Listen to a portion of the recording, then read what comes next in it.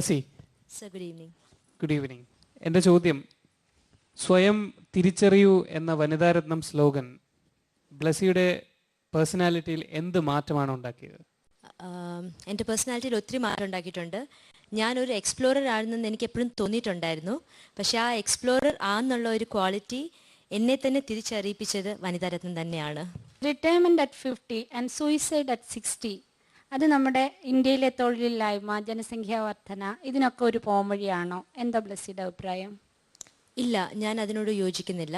കാരണം ഇവിടെ നമുക്ക് തൊഴിലില്ലായ്മയുടെ മെയിൻ കാരണം നമ്മൾ തൊഴിലില്ലാത്തതല്ല, ഉള്ള തൊഴിലിനെ ചെയ്യാൻ ആഗ്രഹിക്കാത്തതാണ് അതിൻ്റെ മെയിൻ കാരണം.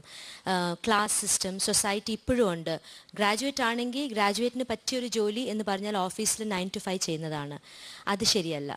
ഏത് ജോലിയെയും താത്തി കാണാതെ അത് ജോലിയായിട്ട് കരുതി മുന്നോട്ട് പോകാമെങ്കിൽ സൊസൈറ്റിയിൽ അൺഎംപ്ലോയ്മെൻറ്റ് കുറയാൻ ഒത്തിരി സാധ്യതയുണ്ട്. That is my viewpoint. വായനയുടെയിലോ അല്ലാതെയോ പരിചയപ്പെട്ടിട്ടുള്ള വ്യക്തികളിൽ ആർക്കെങ്കിലും ബ്ലസ്സിയുമായിട്ട് സാമ്യത ഉണ്ടെന്ന് തോന്നിയിട്ടുണ്ടോ? ഉണ്ട്. അതെൻ്റെ പ്രായം തന്നെയല്ല, എന്നെക്കാട്ടിലും പ്രായം കുറഞ്ഞൊരു ക്യാരക്ടറാണ്.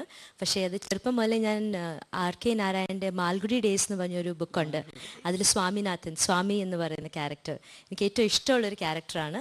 എനിക്ക് മാൽഗുഡി പോകണം എന്ന് തന്നെ അങ്ങനൊരു ടൗൺ ഇല്ല, പക്ഷേ അവിടുത്തെ ആ ടൗണും ആ സ്വാമിയുടെ ആ ക്യാരക്ടറും എനിക്ക് എപ്പോഴും ഇഷ്ടപ്പെട്ടിട്ടുണ്ട്. ഞാൻ അവിടെ ആയിരുന്നെങ്കിൽ അതേപോലെ നോട്ട് ചെയ്യായിരുന്നേനെ ആ ഒരു ക്യാരക്ടർ എനിക്ക് ഒത്തിരി അപ്പീൽ ചെയ്തിട്ടുണ്ട്. സ്ത്രീക്ക് പുരുഷനെ അപേക്ഷിച്ച് ഏത് കാര്യങ്ങൾക്കാണ് മേൽക്കൈ ഉള്ളത്, സുപ്പീരിയോറിറ്റി? എനിക്ക് തോന്നുന്നില്ല നമ്മൾ ജെൻഡറിനെ സുപ്പീരിയർ വെച്ച് ഡിവൈഡ് ചെയ്യുന്ന ഒരു ശരിയായ ഒരു രീതിയാണ്. ഫസ്റ്റ് ഓഫ് ഓൾ ഞാൻ അതിനോട് യോജിക്കുന്നില്ല, സോറി ഫോർ ദാറ്റ് സർ. പക്ഷേ സാറിൻ്റെ ക്വസ്റ്റ്യൻ ആൻസർ പറയുവാണെങ്കിൽ ഞാൻ അതിനോട് യോജിക്കാത്തതുകൊണ്ട് ഞാൻ ഒരു മേൽക്കൈ എന്ന് വെക്കൂല. പിന്നെ ആകെ എനിക്ക് തോന്നുന്നത് നേച്ചറിനെ അല്ലെങ്കിൽ ജീവിതത്തെ മുന്നോട്ട് കൊണ്ടുപോകാനുള്ള ഒരു മേൽക്കൈ എന്ന് പറയുന്നത് സ്ത്രീക്കാണുള്ളത്.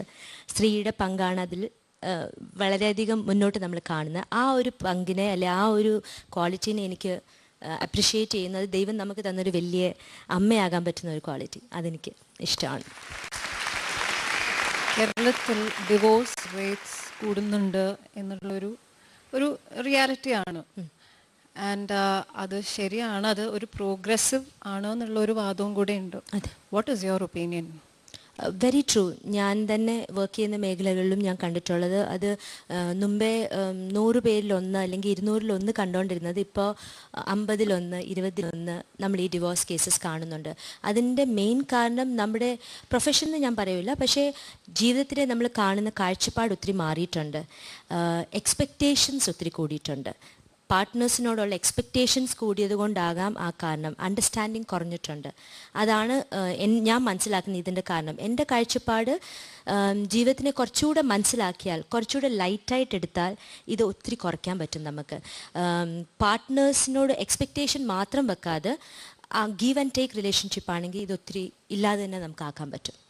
Thank you ma'am. ബ്ലസി എന്തെങ്കിലും ആത്മകഥ എഴുതുവാണെങ്കിൽ അതിന് എന്ത് പേരായിരിക്കും കിട്ടുന്നത്? ആത്മകഥ അതിന് ഒത്തിരി ഉണ്ടായിരിക്കണം എൻ്റെ പറയാൻ.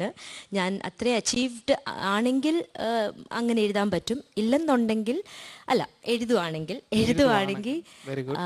Knowing me. Wow, that's good. Thank U.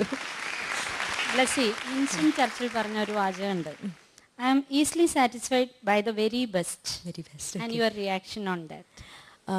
ഇത് പറയുമ്പോൾ എനിക്ക് ചെറുപ്പത്തിൽ പേരൻസ് കുട്ടികളോട് പറയുന്നൊരു കാര്യമാണ് ഓർമ്മ വരുന്നത്. 95% വേണം, 95% ആഗ്രഹിച്ചാലേ 75 എങ്കിലും കിട്ടുകയുള്ളൂ എന്ന് പറയുന്ന പല പേരൻസിനെ ഞാൻ കണ്ടിട്ടുണ്ട്. ഇത് പറയുമ്പോൾ എനിക്ക് അതാണ് ഓർമ്മ വരുന്നത്, ആ കോട്ടാണ് ഓർമ്മ വരുന്നത്. പക്ഷേ എനിക്ക് തോന്നുന്നു നമ്മളെ തന്നെ ഒരു എക്സ്പെക്റ്റേഷൻ ലെവൽ നമ്മൾ കാണുവാണെങ്കിൽ ചെറുതിൽ സാറ്റിസ്ഫൈഡ് ആകാതെ, ഞാനത് സാധനങ്ങളിലോ അങ്ങനെയല്ല ഉദ്ദേശിക്കുന്നത്, നമ്മളിലുള്ള ഡെവലപ്മെൻറ്റിൽ നമ്മളൊരു എക്സ്പെക്റ്റേഷൻ ലെവൽ വെച്ചിട്ടുണ്ടെങ്കിൽ അതിന് കുറച്ച് മുന്നോട്ട് തന്നെ നമ്മൾ എപ്പോഴും കാണണം. എന്നാലേ നമുക്ക് നമ്മളെയും സാറ്റിസ്ഫൈ ചെയ്ത് നമുക്ക് അച്ചീവ് ചെയ്യാനുള്ള എയിം കിട്ടുകയുള്ളൂ. അപ്പോൾ I would definitely, I think one of the best motivational quotes I would say. Niira Radia വാർത്തകളിൽ സ്ഥാനം പിടിച്ചത് എങ്ങനെയാണ്? 2G സ്പെക്ട്രം 2G സ്പെക്ട്രം, പിന്നെ നമ്മുടെ ഫോൺ കോൺട്രവേഴ്സി ആൻഡ് AK രാജയുടെ കൂടെയുള്ള thing. So that's in news, അതിപ്പോൾ നമ്മളെപ്പോഴും കേട്ടുകൊണ്ടിരിക്കുന്നതാണ്. ഐ തിങ്ക് പുള്ളിക്കാരി ഒരു PR ഏജൻസി നടത്തുന്ന ഒരാളാണ്, ലോബിസ്റ്റ് ആസ് വെൽ. സോ അങ്ങനെ ഈ ഇൻഫ്ലുവൻസ് ചെയ്ത് ഈ ഒരു ലെവലിൽ വന്ന് that is how she got involve in it and very much in news every day. Okay, ബ്ലസ്സിയോട് ഞാനൊരു ഓഫ് ഹാൻഡ് ചോദ്യം ചോദിക്കുകയാണ്. ഈ ചോദ്യം പങ്ക്തിയിലില്ലാത്തൊരു ചോദ്യം. ബ്ലസ്സിയെ ഒരു ദിവസം കേരളത്തിലെ മുഖ്യമന്ത്രിയാക്കുകയാണെങ്കിൽ ബ്ലസ്സി ഏറ്റവും ആദ്യം എടുക്കുന്ന 3 ആക്ഷൻസ് എന്തായിരിക്കും? അത് എന്തുകൊണ്ട്? ഞാൻ ആദ്യം പറഞ്ഞ എൻ്റെ പ്രൊഫൈലിൽ പറഞ്ഞത് തന്നെയായിരിക്കും ഞാൻ ഏറ്റവും ആദ്യം ചെയ്യാൻ പോകുന്നത്. Traffic regulations, complete traffic regulations, so that there are no accidents. At least ഞാൻ ട്രൈ ചെയ്യും maximum traffic regulations, complete fine on all law breakers. അതായിരിക്കും എൻ്റെ ആദ്യത്തെ. അതിന് ഒരു ബിൽ പാസ്സാക്കാൻ പറ്റുമെങ്കിൽ ഞാൻ അതിനായിരിക്കും ഏറ്റവും ആദ്യം മുൻതൂക്കം കൊടുക്കുന്നത്.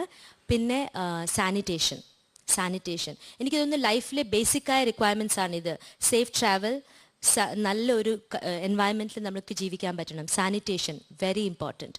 And shelter to people who can who need it at least. Because നമ്മൾ സ്പെൻഡ് ചെയ്യുന്ന പൈസ നമ്മൾ നോക്കുവാണെങ്കിൽ ഗവൺമെൻറ് ഖജനാവിൽ നിന്ന് സ്പെൻഡ് ചെയ്യുന്ന പൈസ അതിൻ്റെ 1% മതിയായിരിക്കും ആ ഉള്ള ആൾക്കാർക്ക് ഉണ്ടാക്കി കൊടുക്കാൻ പറ്റുന്നത്. എത്രയും പെട്ടെന്ന് എനിക്ക് ചെയ്യാൻ പറ്റുമെന്ന് അറിയത്തില്ല, പക്ഷേ പറ്റുമെങ്കിൽ this will be the first 3 things I would want to do. Thank you. Thank you, sir. Given a situation, what would you or who would you attend to first? An angry husband or a crying child? Okay. Angry husband will understand me. അതുകൊണ്ട് ഞാൻ crying ചൈൽഡിന് കരച്ചിൽ നിർത്തണമെങ്കിൽ ഞാൻ തന്നെ പോയേ പറ്റൂ. Angry husband കുറച്ച് കഴിയുമ്പോൾ കാമാവും, അല്ലെങ്കിൽ അറ്റ്ലീസ്റ്റ് ആക്ഷൻ പറഞ്ഞാലെങ്കിലും ഹസ്ബൻഡ് മനസ്സിലാകും. So I hold the child, then go to my husband.